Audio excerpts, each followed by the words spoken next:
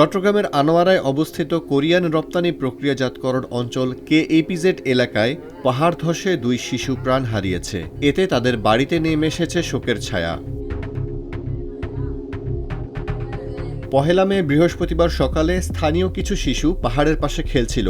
এ সময় হঠাৎ পাহাড় ধসের ঘটনা ঘটে।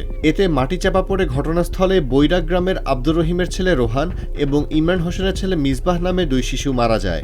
একই ঘটনায় আরও 2 শিশু আহত হয়। তাদের প্রথমে আনোয়ারা উপজেলা স্বাস্থ্য কমপ্লেক্সে, পরে চট্টগ্রাম মেডিকেল কলেজ হাসপাতালে ভর্তি করা হয়।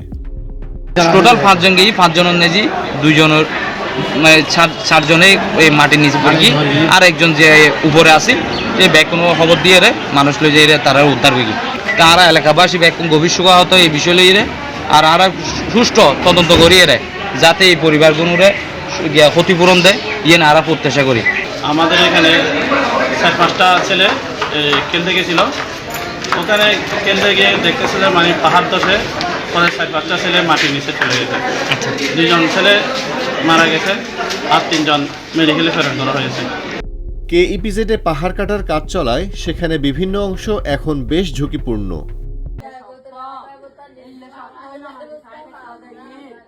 Allah